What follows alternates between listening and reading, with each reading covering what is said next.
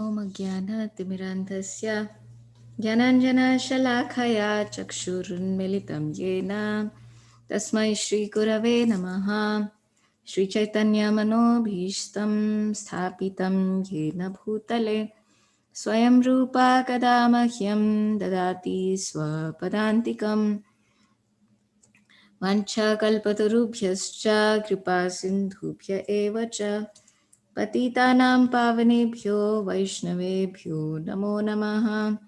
जय श्री कृष्ण श्री अद्वैत गदाधर श्रीवासादि गौरभक्तवृंद हरे कृष्णा कृष्ण कृष्ण हरे हरे हरे राम राम राम हरे हरे नारायणं नमस्कृत्य नरं चैव नरोत्तमं देवीं सरस्वतीं व्यासं ततो जयमुदीरयेत् नष्टप्रायेषु अभद्रेषु नित्यं भागवतसेवया भगवति उत्तमश्लोके भक्तिर्भवति नैष्टिकी। हरे कृष्णा रुचि माताजी।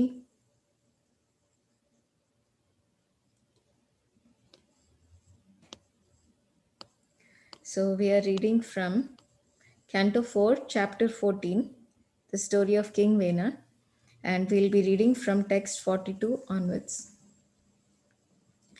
Text 42. Nangasya vamso rajarishir esha samastatum arhati amoghavirya hi nripa vamse asmin kashvaryashaha.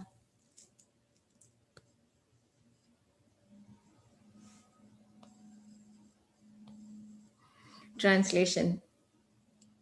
The sages decided that the descendants of the family of the saintly king Anga should not be stopped, for in this family the semen was very powerful, and the children were prone to become devotees of the Lord.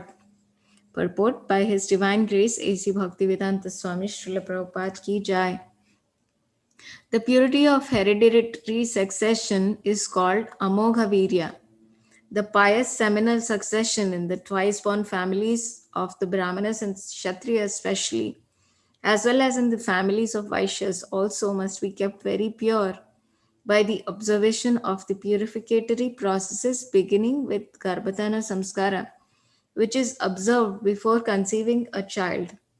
Unless this purificatory process is strictly observed, especially by the Brahmanas, the family descendants become impure and gradually sinful activities become visible in the family. Maharaj Anga was very pure because of the purification of semen in the family of Dhruva Maharaj. However, his semen became contaminated in association with his wife Sunita, who happened to be the daughter of death personified.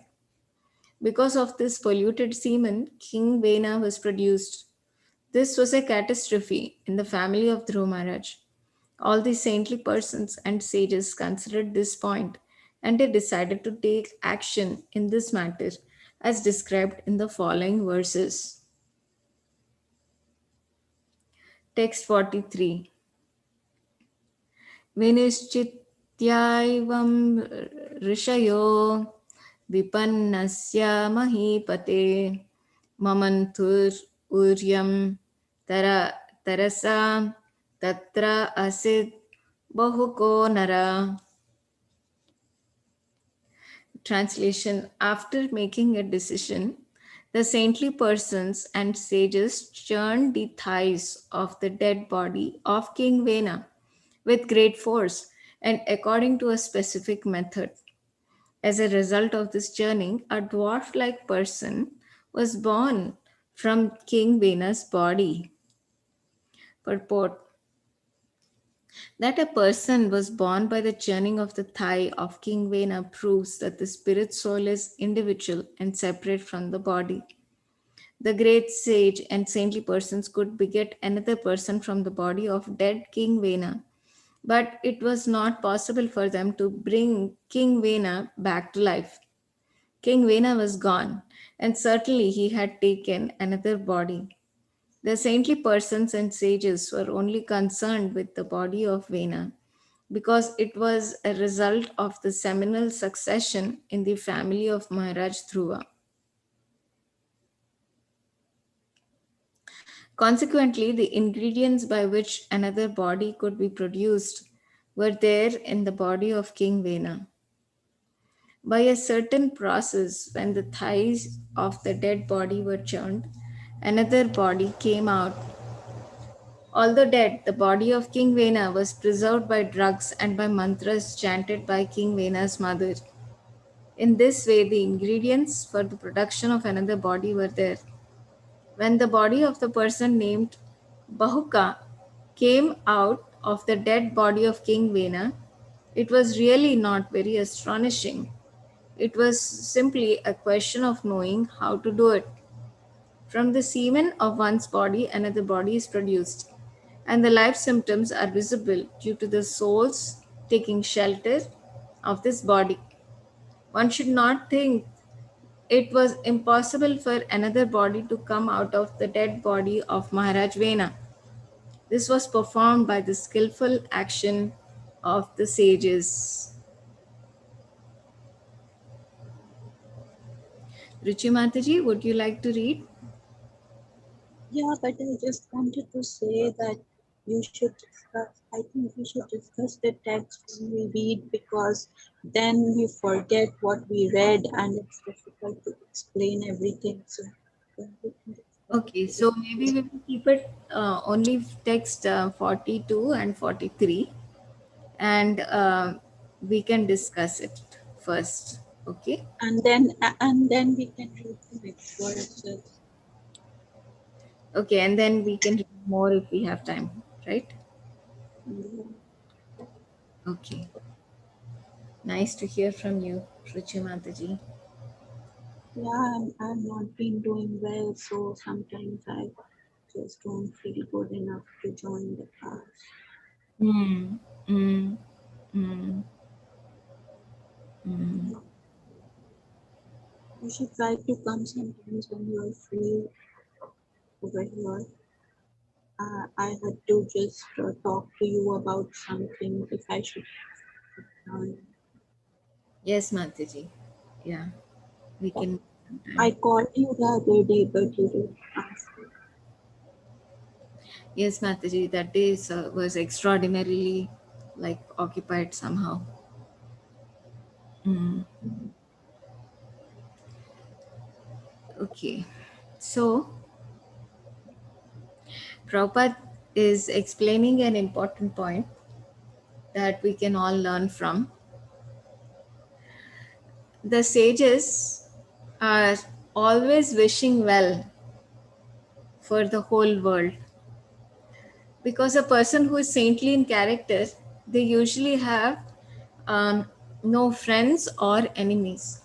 They're always absorbed in considering what is best for the world, what is best for all the human beings. If the sages do not consider like that, in the previous purport we read that if the sages are unable to consider like that, their spiritual potency will diminish because of not having proper consideration. Their spiritual potency will diminish.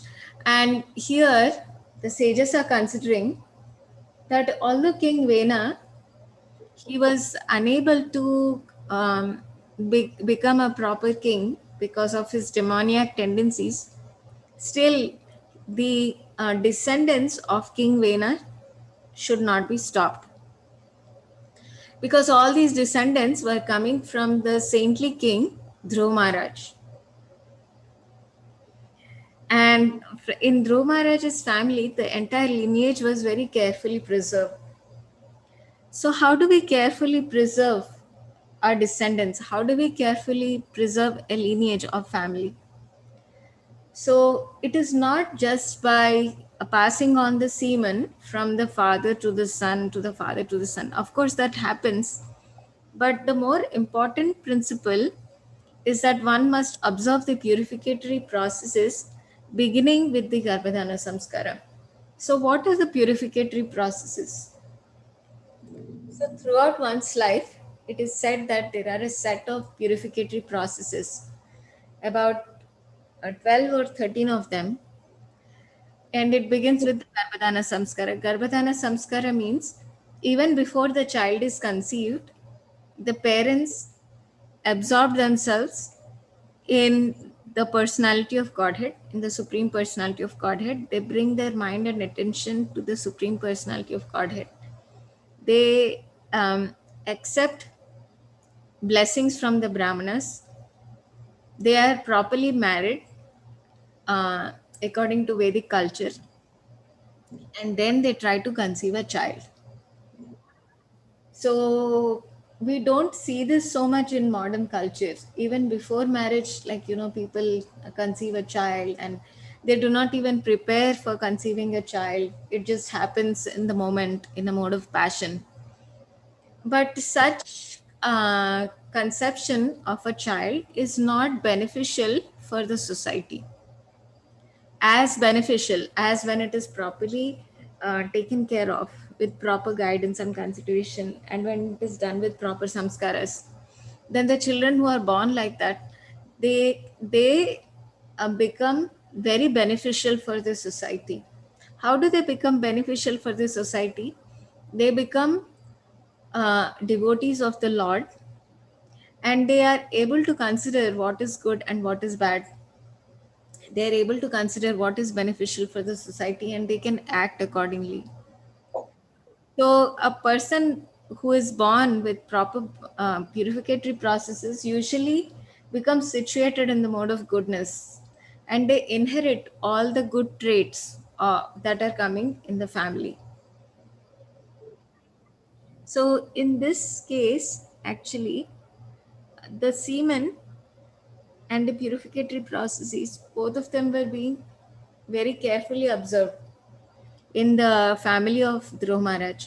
But how come that Maharaj Anga was bestowed with a son like King Vena, who was not a devotee and who was very um,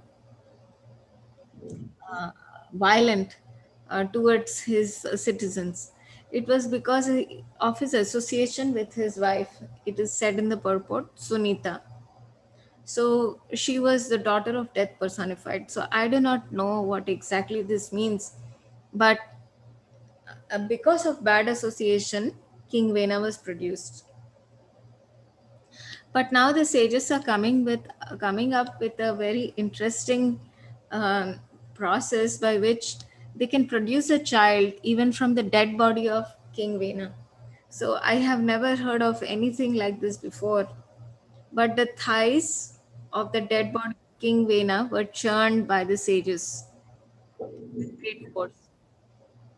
And from the thigh, a dwarf like person was born from King Vena's body. So, actually, Prabhupada is explaining a very interesting concept, which is very important for us to understand. Modern science cannot explain so much about how life comes, how life in a body is generated. They think that as long as the mind is active and as long as the heart is pumping, a person can continue to survive. But the missing link between modern science and Vedic technology is that they do not understand that there is presence of a soul within the body.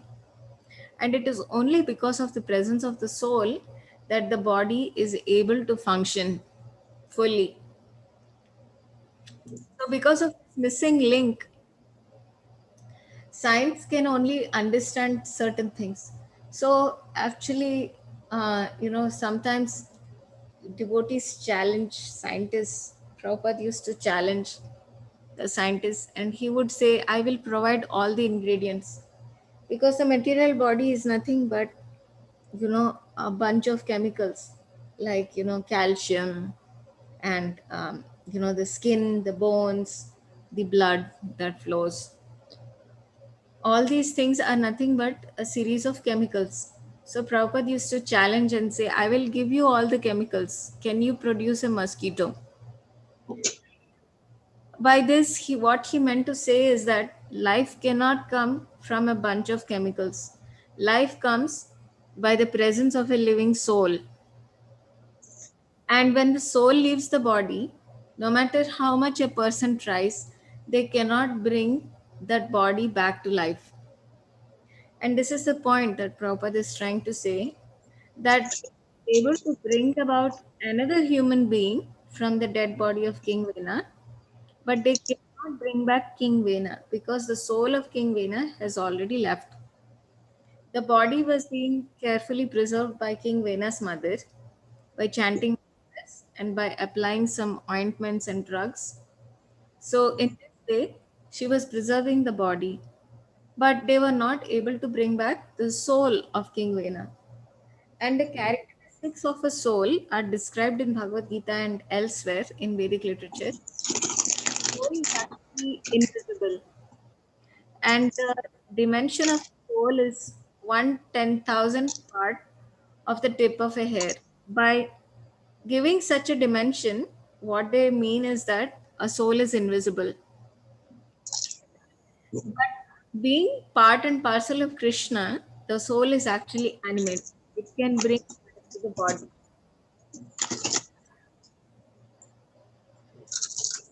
So, by this process, actually, they had a particular way of working out something, that a new body was born from King Vena's churning. King Vena's body from King Vena's thigh, which was being churned by the sages. So, Ruchi Mataji, would you like to discuss something before we move forward? Yeah, I can read that. Ruchi Mataji, please can you come closer to your computer or the phone because it's hard to listen to all the words that you're.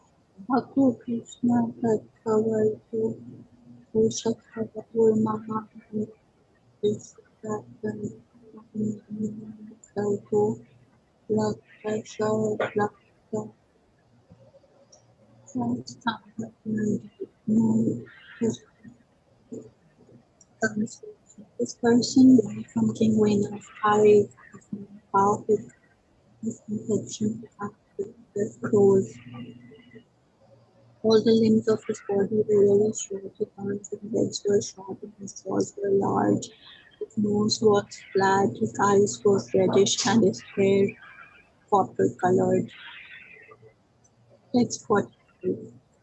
Tam tum teya vana tam dinam tam karoni ki adina nishidetya bhuvan sacha sato. Translation: He was very submissive and meek, and immediately after his birth he bowed down and inquired, Sirs, what shall I do? The sage said, Please sit down. Nishida, the father of the Nishida race, was born. Therefore, it is said in the Shastras that the head of the body represents the Brahman, hands represents the Kshatriyas, the abdomen represents the Vaishyas, and the legs, beginning with the thighs, represent the Shudras. The Shudras are sometimes called black for Krishna.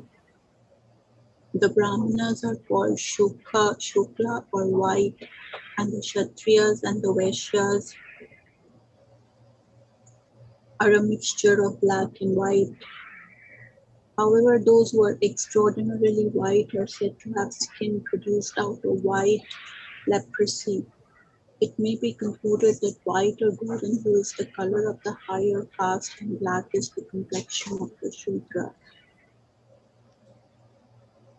You want me to give the purport? I mean, explain it. Yes, Mataji. Yeah. Can you scroll? So yes, this person was this one does not have a purport, so we Yeah. leave this one. So just describe how. how this person was born who was not very pleasant to look at. And text 45, can you scroll up? And so here he is saying that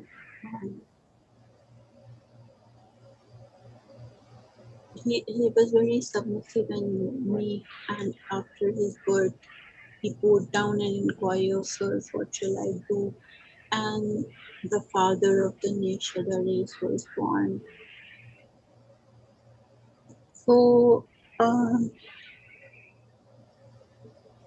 in the Shastras, the head of the body is represents the Brahmana of the arms, represents the Kshatriya of the abdomen, the Vaishyas, and the legs beginning with the thighs represent the Shudras.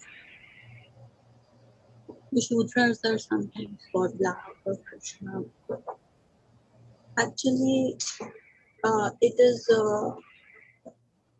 is very relative that in India, still in our culture, we consider black as to be a black color person is considered very inferior to a fair colored person because when we see any person, what feelings we get out of the person is it is that a black colored person is not very usually very pleasant to look at. So because our mind is very weak, so we always associate a white colored person with being uh, very nice and very just like very um, like superior. But actually, in Bhagavad Gita, it is said that it does not matter even if a person is coming from a family of dog eaters, or even if he is coming from a family of, or he is very degraded, he was very degraded in the right path, but because of the mercy of the Guru or because of his some good karmas, if he comes in association with God or tries to worship God, then all of that becomes secondary. Uh, so we have seen that even like the devotees might be black or not good, very pleasant to look at, and they do not give good vibes. But if they are very much practicing the regulative principles and in connection with God, then pretty soon their um, aura becomes very pleasant. So like Krishna was black, but uh, also, but because he is the supreme personality of Godhead, we can say that even though he was he was uh, like black, he still had the transcendental beauty because he was um, God. So it does not matter. But in India, we have this a lot. That's why it is occurring in India. We always think that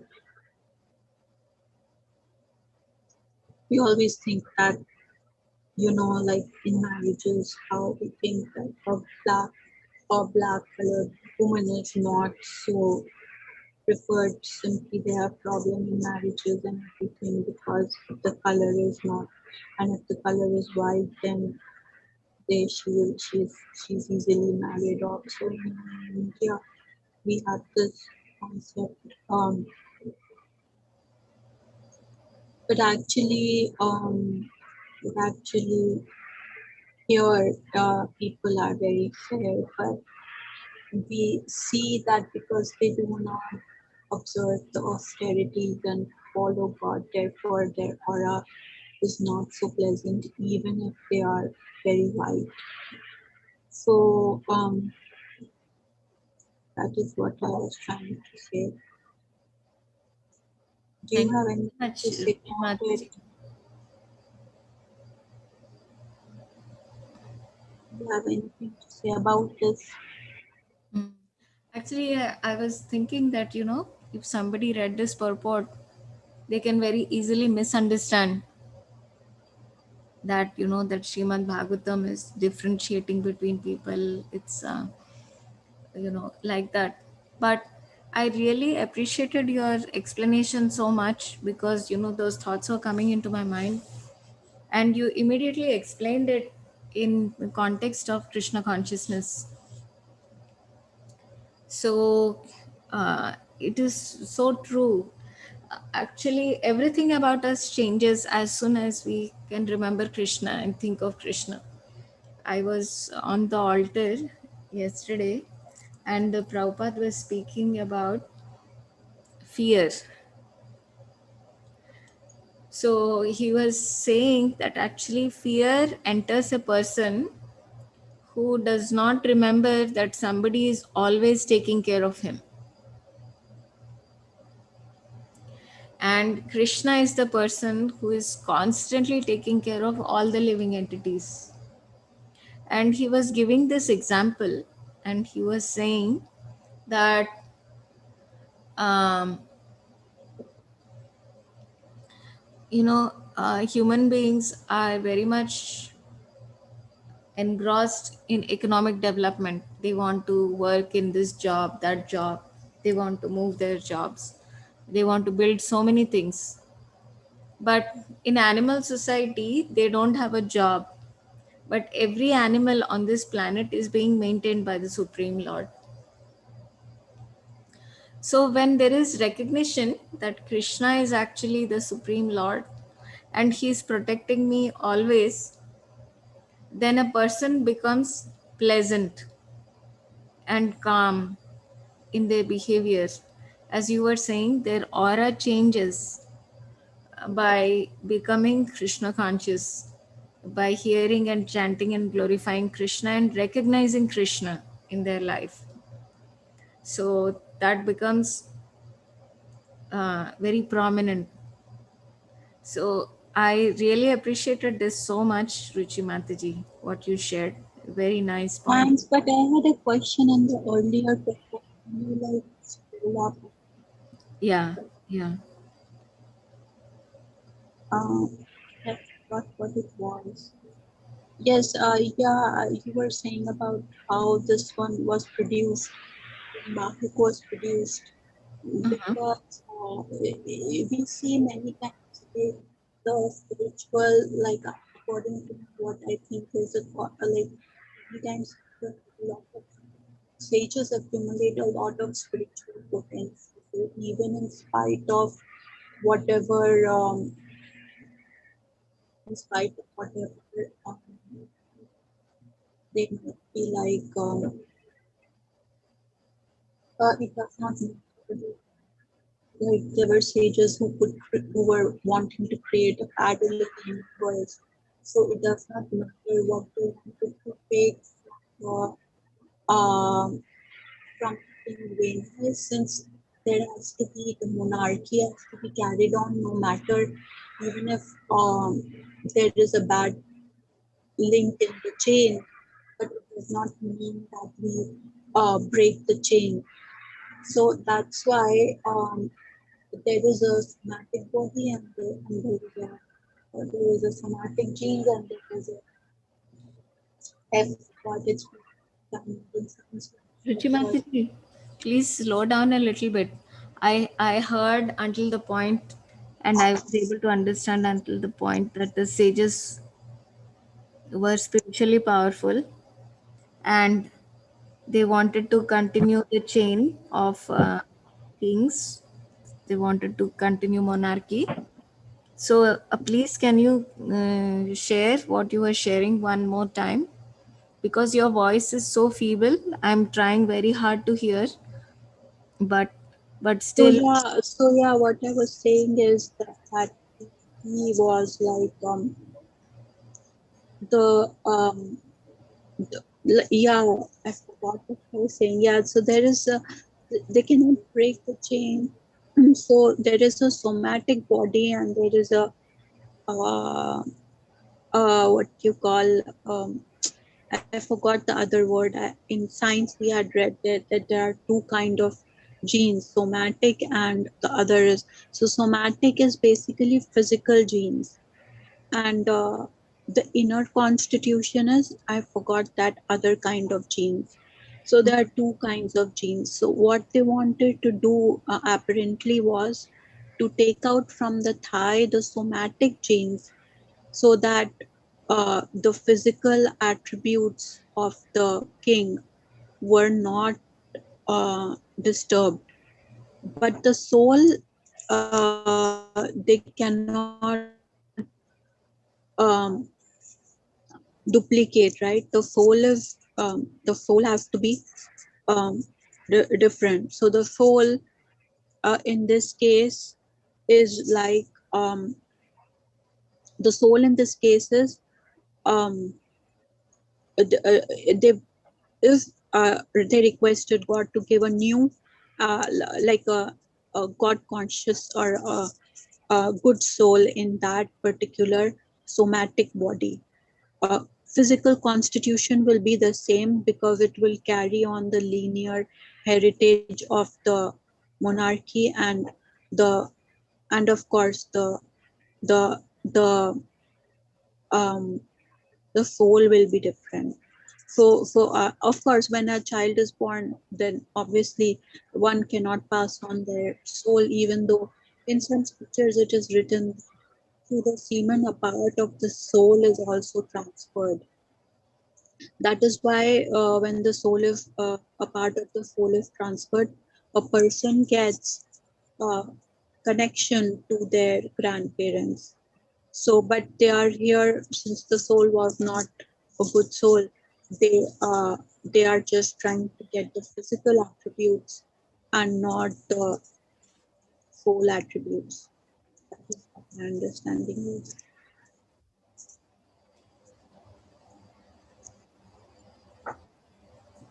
Can you hear? Hello? Yes, Mataji, I can hear, and I'm always fascinated by the discussion that you bring up. But unfortunately, I do not know much about the somatic No, gene. it simply means the physical genes. So there are physical genes and there are mental genes. Yes, I don't remember what we call the mental genes. So there is a physical genes in our body which will determine how that's why the offspring of two people will look like the combination of the offspring of the two people. But the mental genes come from the actual passing of the soul to the semen to the other body through like natural procreation. The mental genes are passed on, which is a part of the soul only.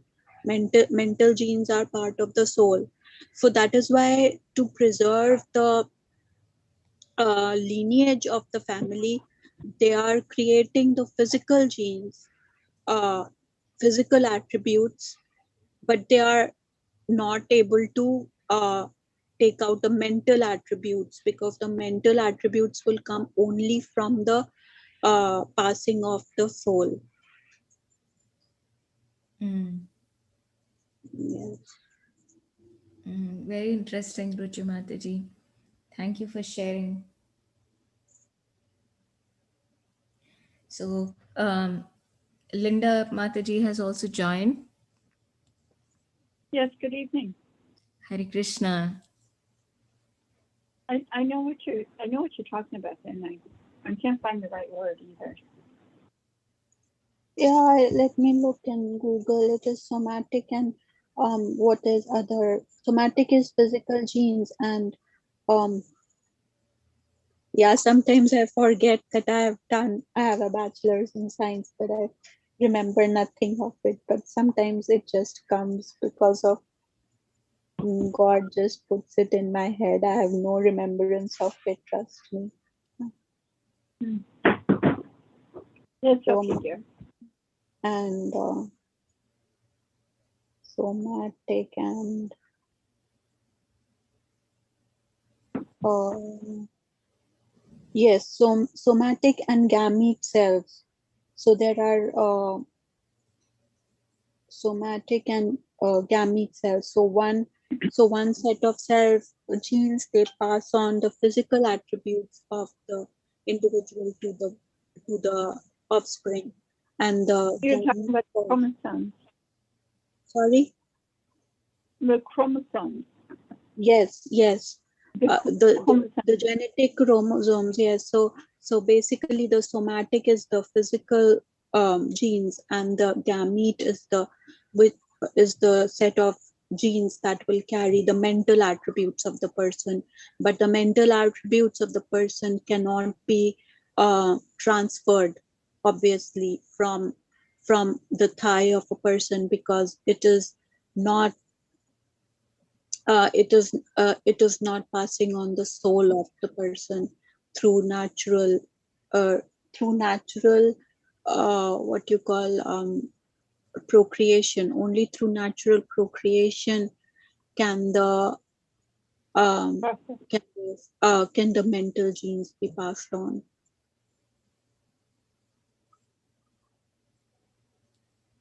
Actually, not even mental or the atmic genes with the, like, there are some mental is might be good in certain skills, but like, I don't know how to explain the memory of the soul or the lineage of the soul cannot be passed on to from like The heritage. Hmm. so. But they wanted a king uh, who had the same physical attributes. That's the least they could do, because the person is already died, so they have to carry on the succession, because no matter, even if there is a bad link in the chain is still coming from a very pure or a very noble background. So that is what has to be. Okay.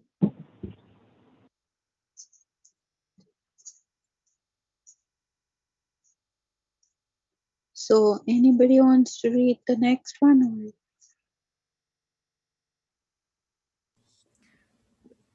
Ruchi Mataji, at this point, I have to leave, but both of you can continue reading, okay? oh, you have service in the Okay. temple? All right. Mm-hmm. Yeah, I have to take care of something.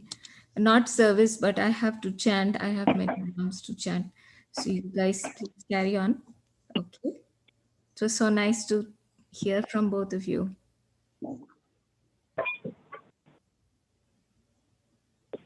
It is only 15 minutes. You can just read the next verse and then chant. You can wake up for 15 minutes later in the day, I guess. Yeah, it doesn't work like that, Mataji. I think it's better I go. But you both can continue reading. It's Canto 4, Chapter 14, Yes, verse. but we will not have the thing on, and I don't remember at one book and everything, so we will not have the thing on. Yes. Okay. Okay. Text 46, if anybody would like to read. Um, I, I can read it again. Tasya vamsyastu tasya vamsyastu neshadagiri kanana gochara yamarajayaman manovena kalmasam urbanam. Um, okay, can we go to the translation? After his Nishada's birth, he immediately took charge of all the resultant actions of King Vena's sinful activities. As such, this Nashid class are always engaged in sinful activities like stealing, plundering, and hunting. Consequently, they are only allowed to live in the hills and forests.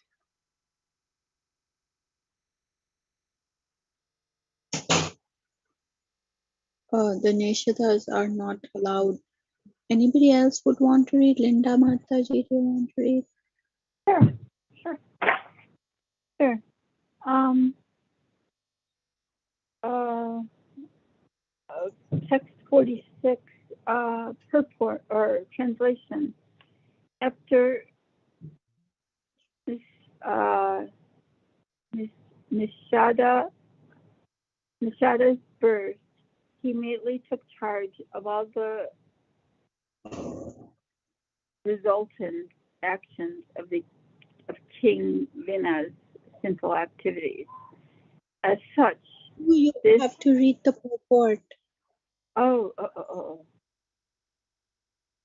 Okay,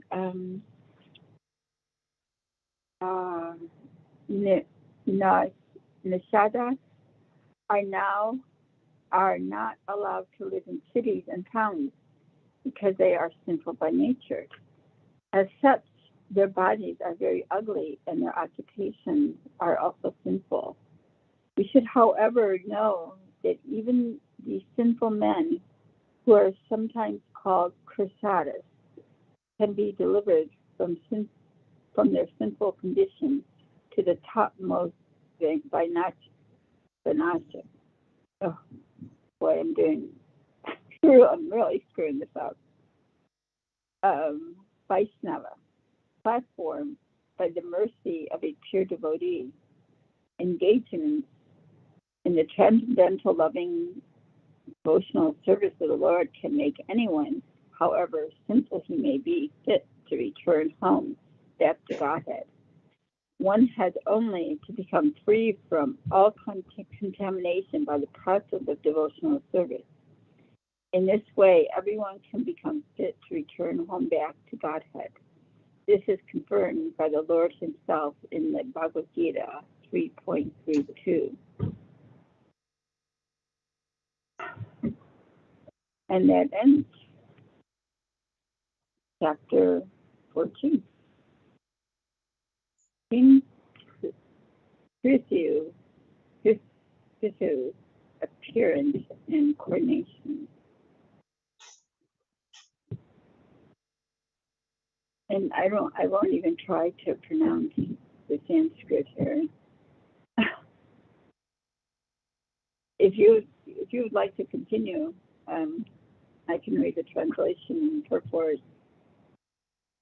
Okay, mam hi partha vyapa shritya yehi shivpapayona shrito vaishyastata shudras tu hi vaniti param gatim.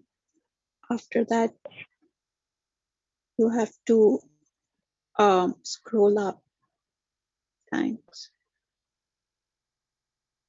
O son of Partha, those who take shelter of me, though they may be of lower birth, women, Vaishyas, merchants, as well as Shudras, can approach the supreme destination. Thus ends the Bhaktivedanta purports of the 4th canto, 14th chapter of the Srimad Bhagavatam, entitled The Story of King Vena.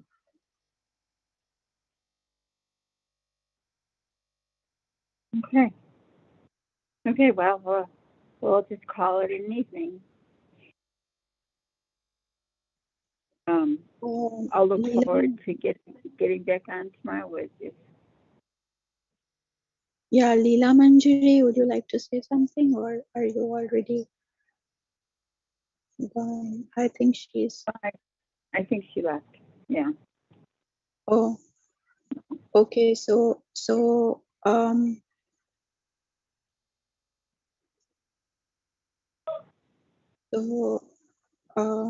Yeah. You have a blessed evening, and we'll talk to you again tomorrow. Okay, you too, thank you. Thank you, dear. You have Good a night. blessed evening too.